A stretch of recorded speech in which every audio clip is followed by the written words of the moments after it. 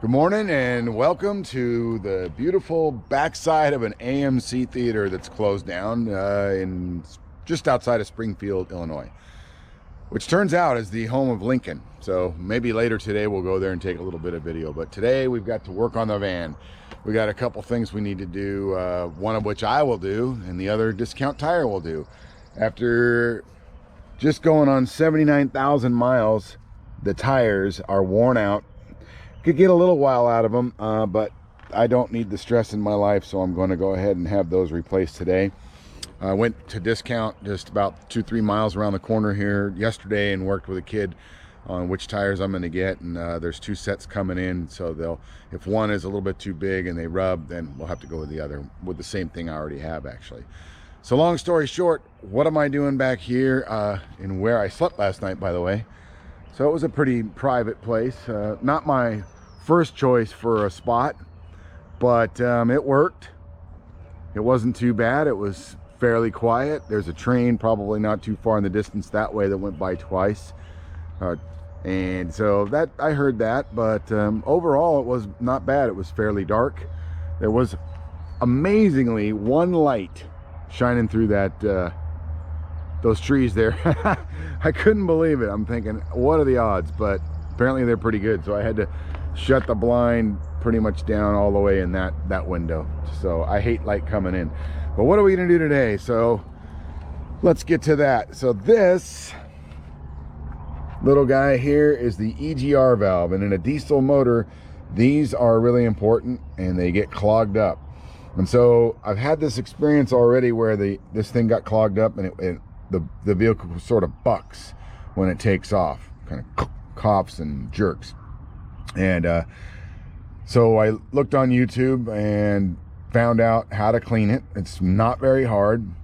All you're going to do is there's 3 10mm Torx bolts, 1, 2, and 3. There's one back there. You have to disconnect these coolant lines. That's why I'm doing it now. I haven't run the motor today, so this will be nice and cool. You don't want to do it when it's hot. So you just remove the coolant lines, the 3 Torx bolts, and then the other thing, there's a electrical connector here. You disconnect that and pull this whole thing out, and I'll show you that when I get it out. It's super dirty though, so you gotta be careful. But all you're gonna do is clean it with some carburetor cleaner, a little toothbrush action, just tidy it up. Carb cleaner dries super fast, and boom, put it right back in, and hopefully the problem should be solved. Because last night, man, this thing was really bucking and hesitating really badly. So I'm hoping that that's the only problem, but we'll see when I get it cleaned up. I'm suspecting it should clear right up. So what are the tools we need for this job? Super easy, super simple. Here they are. I've got these 2 extensions on a 10mm Torx. Torx is a really, like a star-shaped bit, and you can see it's not a very tough job because I'm just going to use this little 1/4-inch drive.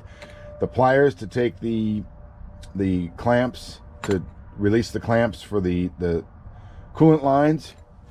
Some carburetor cleaner. I've got 2 pairs of these gloves. Thank you, Ron. My buddy Ron handed me this big bag of these things. Oh gosh, it was quite a while ago. Turns out they've been very handy in doing jobs like this.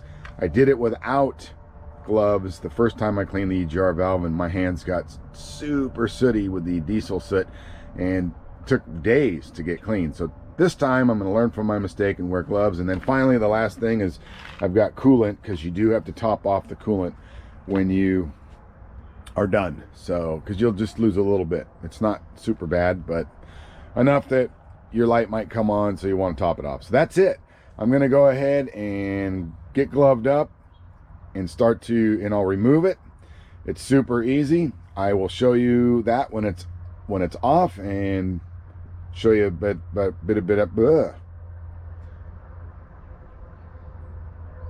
and then I'll show you what it looks like when it's out, before and after being clean. All right, I'm gonna go get that done, and we'll see you in a bit. Okay, so it turned out I needed a few extra tools, nothing major, and there was a 4th bolt. So as I was kind of fumbling around trying to get this thing loose, it dawned on me there was this fourth bolt, so I took that out. I ended up needing these pliers to get these clamps here pressed back far enough to get these hoses out. What else did I need? I needed to get the clamps, the hoses up. I had to use this screwdriver to kind of pry up a little bit and just get them started. We also needed this little screwdriver here to get this clip pulled back for the wiring. And last but not least, we needed a couple hammers and whatnot. Don't be alarmed. This one was to just tap on the EGR valve very, very lightly to break the seal. And this one was used to just very, very lightly tap with this screwdriver to get the electrical, to get this guy going so I could get it off. So everything's super, super light. Don't be alarmed. Even though there's hammers involved, they're very, very gently used. Oh, and I did have to remove the bolt that goes to this mount here to get the oil filler out of the way to get all this done. So this guy should just come right up. Oops, little fluid there. And that is the culprit, hopefully. So this is what I'm gonna clean up with the carburetor cleaner and the toothbrush. Once I get this all tidied up, I should be good to go and put it back in, and hopefully problem solved. All right, so after just a few minutes of cleaning up, it looks like this guy should be pretty good. I'm gonna try to show you this. This is what gets stuck. It gets so grimy and goody that this stops working. Looks like the carburetor cleaner eats some gloves, so I'm probably going to change those before I keep going. But that should be the solution. So fingers crossed. All right, so I think we're about, I don't know, maybe 20 minutes into this at the most. Everything's back on here. Gloves are off. That's the extent of how dirty I got. So, which is way better than last time.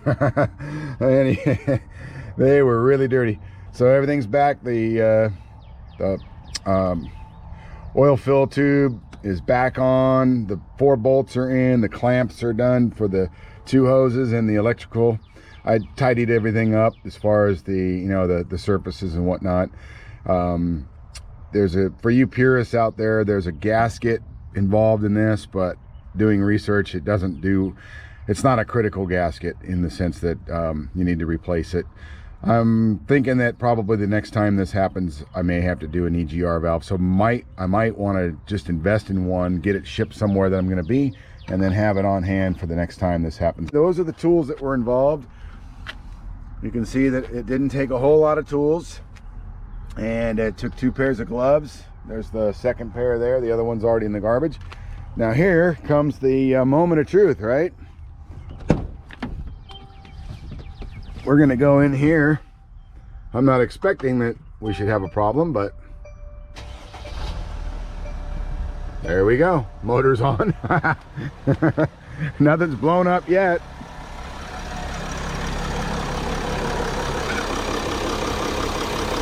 Anyway, looks good.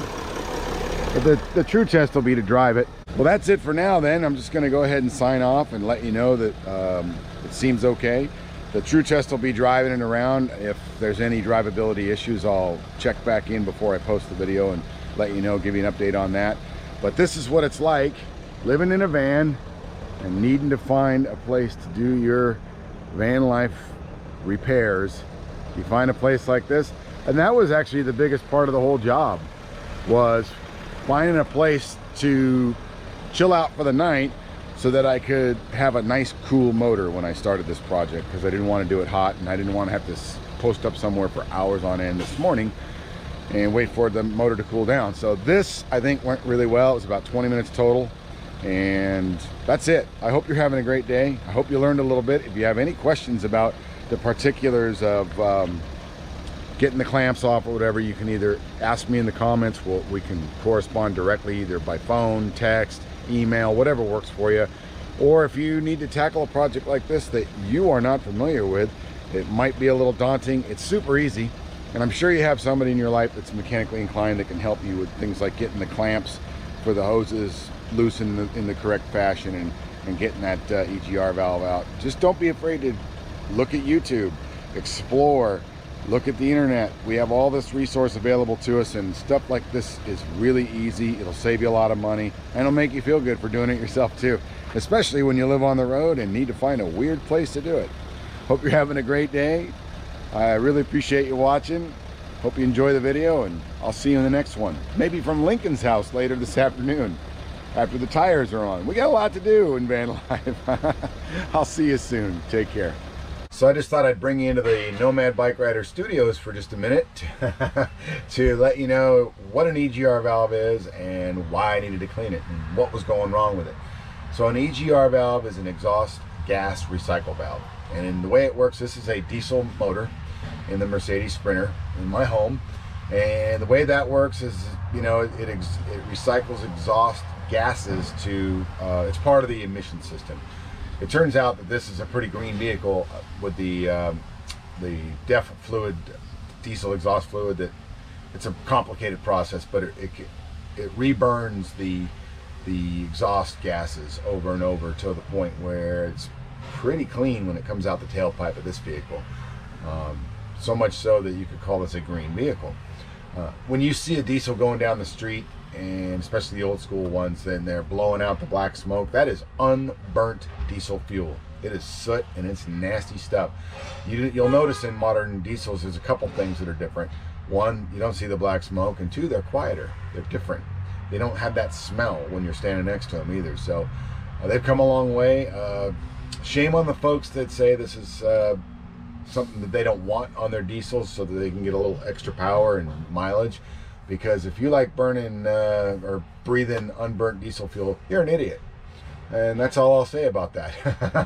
But anyway, to go back to the EGR valve, they get really gnarly black soot, and as you've seen in the video. And that clogs that little waste gate that opens up and allows the gases to come in. So when it's not functioning properly, the vehicle bucks and chucks. And spoiler alert, it worked out really good. The vehicle's running awesome.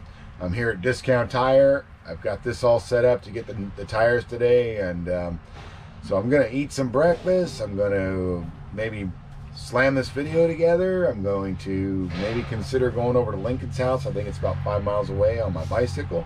Maybe I'll do a video of that too. So anyway, I just thought it would be interesting to tell you why it is that I needed to do what I had to do this morning. Hope you're having a good morning. Take care.